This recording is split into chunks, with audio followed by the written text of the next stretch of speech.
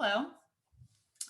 So I just wanted to share with you all some things that I'm excited about that I'm working on, and maybe also share with you some of the things that I've been doing, some of the thought experiments that I've kind of been working on or working with.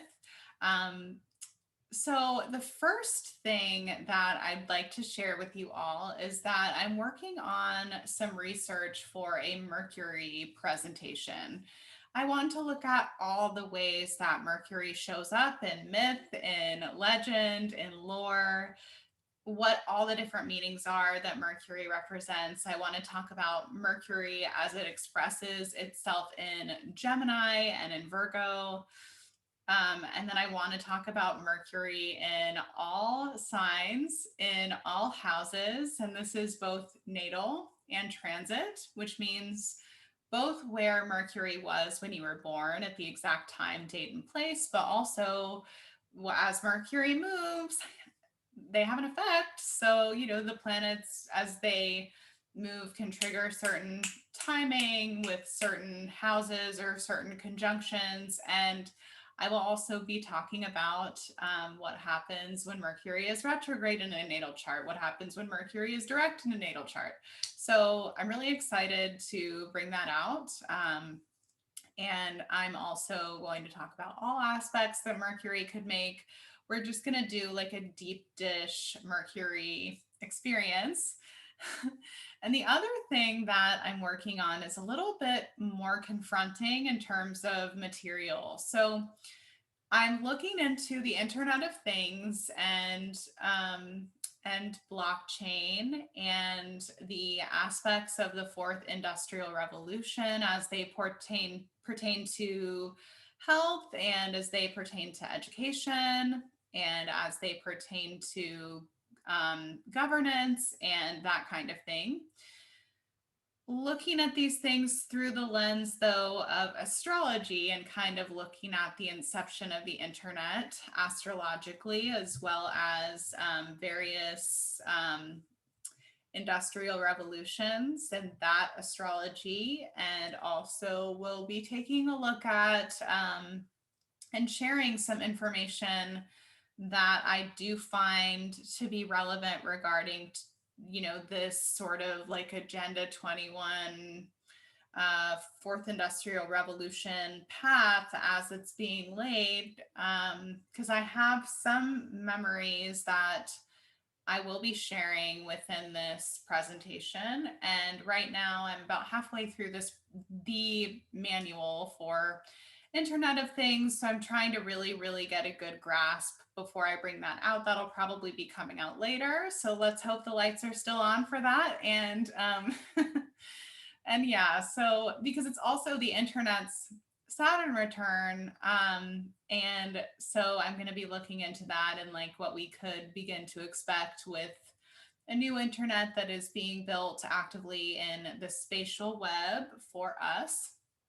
So that's very confronting material. I'll be talking about things like, energetic harvesting and resets. And so it's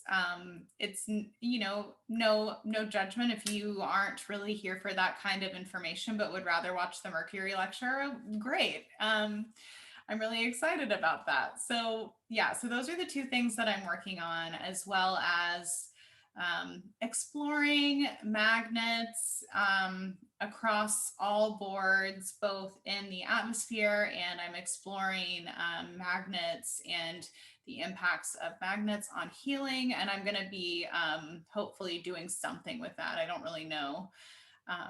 So I just wanted to share those things before I kind of get into a little vlog type of situation. So I wanted to come share about my just my observations of the Saturn return in Aquarius people. So these are people who are like, and myself included, born 91 until 94. Those were the years when Saturn was in Aquarius and the last time. So I'm talking about first time around the wheel, first Saturn return, Saturn and Aquarius people. So 91 to 94. So if you were born in those years, you were also born when Pluto was in Scorpio. So this is really just kind of like a personal account and also sharing some of the things that I've noticed. And I started, you're not supposed to do this, but allegedly, but I started practicing astrology long before my Saturn return, which was exact at the 4th degree of Aquarius in January of this year, like the middle of the month. So, and it wasn't as impactful. It was on the inside and it really clarified things for me on the inside. But now that Saturn has gotten some distance away from my Saturn, and it'll come back pretty close when it retrogrades, it'll kind of skim the surface of my Saturn, but it won't go directly over it. So I'm kind of like out of the woods now. I'm like I'm like in a safe zone from Saturn, but ultimately I feel like the internal, like what was happening with me internally was so like nothing externally really changed except for maybe had some, I mean, Aquarius deals with friendships. So there's always like with Saturn and Aquarius generation, there's interesting relationships to friendships depending on what your other planetary placements are. So there was some of that, but not really enough to like cause me any like big weird sensations. It wasn't like anything, it was just it just was what it was. And but the internal growth and the internal impact was huge and very significant, and it really builds on this idea of like every day I'm changing, and I can really like really say that every day I wake up and I'm a different person. And especially in the last few years, really, I mean, since like 2017, 2016, 2017-ish, there's been like, for me, that's when I started to notice it. Maybe it's been happening before that and I just never knew, but I've been noticing like, wow, okay, so this is quickening for me, or like the growth process is quickening, and like I'm learning, it's taking me less time to assimilate, certain lessons or to like come to the understanding of whatever it is. And I was noticing the same thing for people around me, but it's really just only magnified that impact. And I think it's that this Saturn and Aquarius, generation in particular, because of what we're experiencing as a human family at the moment, is interesting because it's like you can kind of see depending on the person, what their placements are, what their life experience has been like. You can kind of see like the way that they choose to interact with the human family, with the collective. I mean, I have my sun in Leo, which is opposite Saturn and Aquarius. And the people that have Saturn and Aquarius and Pluto and Scorpio, unfortunately and fortunately for us, are kind of like servants of the collective in a way, unless we choose to like rewrite that agreement. I think that that Saturn in Aquarius is obliged to the collective, which is why I think we're seeing so much of that kind of like programming or mentality right now. So it's like, how do you relate to the collective if your Saturn is in Aquarius? Like if your sun is an Aquarius, you're going to be like, I love collectivism. Woo!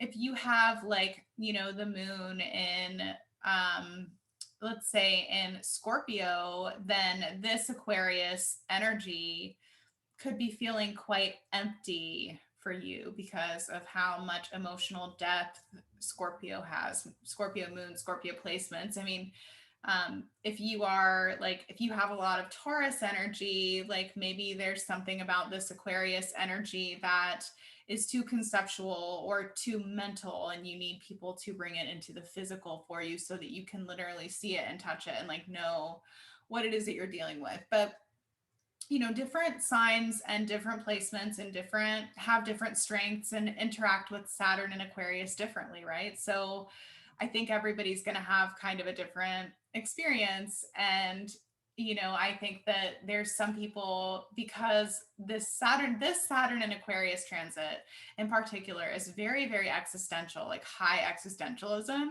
Like, are we alone in the universe? Like, are we like in a simulation? Like, there's people that are asking themselves those kinds of questions. There's people that are like detaching themselves so much from reality because they are going so far into consciousness or into the new cage or whatever you want to consider that to be, right? There's people that are like literally like trying to extinguish every single germ that exists in their whole entire being, in their whole entire space. There's people that are like getting really into, the Elon Musk, NASA, whole space bros cult. There's people that are kind of like, going into like the AI stuff pretty hard. I mean, there's some really fascinating and interesting things that are happening in that regard, but there's also some pretty like fucking horrifying, just from what I'm seeing in my research. There's some things that I'm like, oh, y'all have fun with that, because not this girl, but you can have fun with that. I feel for the people that might not have a choice, which is, I guess, where like, I mean, this Saturn and Aquarius is opposing my Chiron in the eighth house. So I'm like feeling like, yeah, it's definitely like been an exercise for me personally, based on how much I fucking feel the collective, to like separate my energy from that for a little while, and to kind of like, you know, because when there is a time of collective stress and people who are, like empathic to what people are dealing with, that could be, it's just good, I think. And like one thing that's helped me is to imagine like wires that are like connecting me to the collective, and I just cut them and like sever them. And like that's a visualization that I've been working with a lot more frequently lately, because the other thing that I wanted to talk about for a second, which could be a huge key potentially, or could have keys in it, to navigating just like living in the third dimension gracefully, um, and with ease, and and and honoring your own individual nature. So human design is something that was brought through by this person named Ra Uru Hulu. I don't know how to pronounce his name, but I'm not a human design practitioner. This is just me sharing my experience. So I don't really give a shit if like y'all can look it up. It's pretty interesting. I highly recommend it.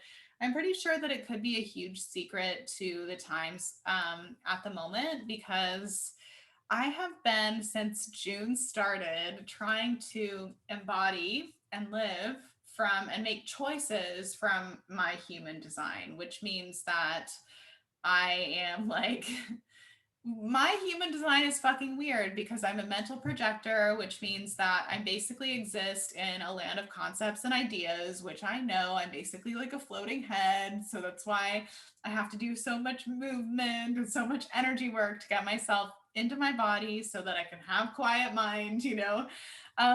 But I'm not supposed to initiate anything as a projector, as a mental projector. Like obviously small initiations, fine, whatever, but like bigger collaborations, relationships, those kinds of things, I'm supposed to get enveloped in doing exactly what I love, giving myself more time for rest than most people do, slash than I normally do. And um also like for bigger things like relationships, like collaborations, I'm supposed to make myself magnetic for whatever it is that's like that's right for me, that sees me, that recognizes me, right? So I have this friend Erin, who I'll be doing a podcast here with here shortly over the next few weeks at some point whenever our schedules align.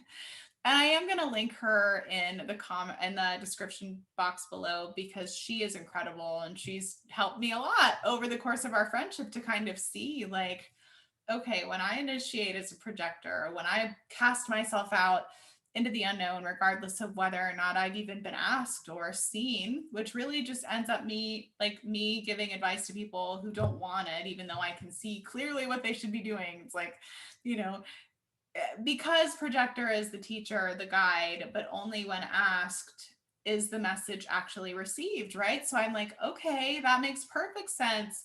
Then I need to, but it took me a long time to make sense of it. It took me a long time. Like it took me years, maybe even like 3 years of like just casually interfacing with this material and not ever really clicking. And then at the beginning of June it clicked. So June, I carved out more space for rest than I normally do. I made sure that there's kind of like this balance between work and rest because it's sometimes can look like a weird, like both kind of combination, especially when you're an entrepreneur like I am. It can be really easy to like work rest and then you get nowhere with either, you know? Oops. All right. And so I just wanted to see what would happen. And I admit that I feel pretty good. I recognize that I still have a lot of deconditioning because apparently in a world full of generators are people who actually can go like crazy, where I maybe have like spurts of energy and they're great while they're here, but they're not like the kind of go all day types of so I've just been trying to figure that out and trying to work with that. And I've really been enjoying the process because it's forced me into a position where I'm more mindful of like the energy that I accept in my space, which like really has a lot of implications for like my sense of peace, well-being, like freedom. So that's good. Also, it kind of like it makes it clear when I stop pursuing, when I stop initiating, when I like let everything, like when I put everything down, it makes it clear to me how much I am like, I don't know, just how the right things really will find me. Um, because that's happened a few different times over the course of the last few weeks. So I just wanted to share that with you all. And just human design could be the way to hack like the next 10 years of our experience. We could be relying heavily on our human design strategy and authority to get into the right position. That's at least what I think the intention of human design even being brought through could have been, is like but anyway, so I'm going to do a whole other video separate about the sun in Cancer and Jupiter stationing retrograde in Pisces and what I perceive the implications of those to be in terms of looking into the past and getting a nice kind of like a sense for what has happened. I'm going to do a whole separate video on that. So stay tuned. And I hope that you have an awesome day, that you're taking care of yourself, that you are loving on everyone in the capacity that you can. And thanks for watching. Bye.